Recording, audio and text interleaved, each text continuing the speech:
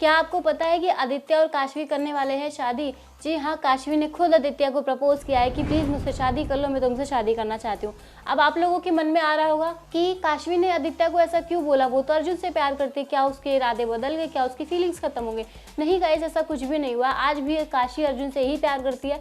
लेकिन मैं आपको बता दूँ, वो आदित्य से शादी करने के लिए सिर्फ इसलिए राज़ी हो गई है क्योंकि अर्जुन अपना घर छोड़ के आ गया था उसके पास, और उसको पता था कि वो मेरे पास ही आएगा, इसी वजह से उसने आदित्य को प्रपोज कर दिया। और जब अर्जुन को ये पता चला कि आदित्य और काशवी शादी कर रहे हैं और 2 दिन में ही उनके एंगेजमेंट है, तो इसी वजह से वो वहाँ से चला जाता। अगर अर्जुन को ये बात पता नहीं लगती तो वो ज़बरदस्ती कुछ भी करके वो वही उसी घर में रहता, जो काशवी नहीं चाहती थी। कोई भी औरत हो, वो कभी ज़िंदगी में ये नहीं चाहेगी कि वो किसी आदमी की ज़िंदगी में दूसरी औरत का किरदार निभा रही हो। हर कोई अपने पार्टनर की लाइफ में पहला और आखिरी बनना चाहता है, दूसरे नंबर पे कोई भी नहीं आना चाहता, हर किसी को बुरा लगता है। तो काशवी भी वही कर रही है, वो भी ये चीज़ नहीं चाहती है। हालांकि वो प्यार उससे बहुत करती है, लेकिन वो ये नहीं चाहती है कि इन दोनों के बीच में और कल को उसको दूसरी औरत या घर तोड़ने वाला कार्य, इसी वजह से वो अपनी फीलिंग को साइड में रख के प्रैक्टिकल होके सोच रही है। लेकिन अर्जुन मानने वाला इतनी आसानी से है नहीं, वो काशवी को कैसे ना कैसे करके मना ही लेगा।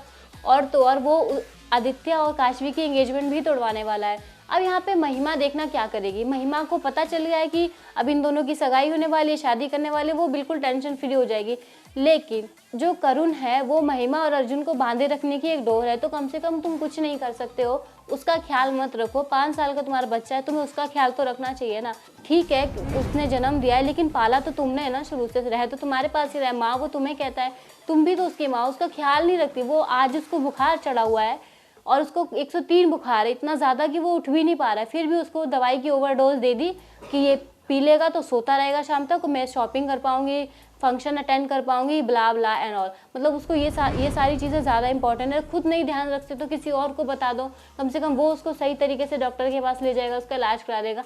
लेकिन नहीं, वो भी नहीं करा, दवाई का ओवरडोज दे दिया, जिसकी वजह से उसकी और तबीयत खराब हो जाती है। अब काशवी जब इंगेजमेंट का इन्विटेशन देने के लिए बाजवा हाउस आती है तो वो अपना फ़ोन वहीं पे भूल जाती है। लेकिन फिर वो थोड़ी देर बाद उसको याद आता है कि वो फ़ोन मैं भूल गई हूँ, तो वो वापस आते हैं और करुण को उस हालत में देखती है। उसको पता चल जाता है इसकी तबीयत खराब है, वो उसको लेके फटाफट से हॉस्पिटल भागते हैं।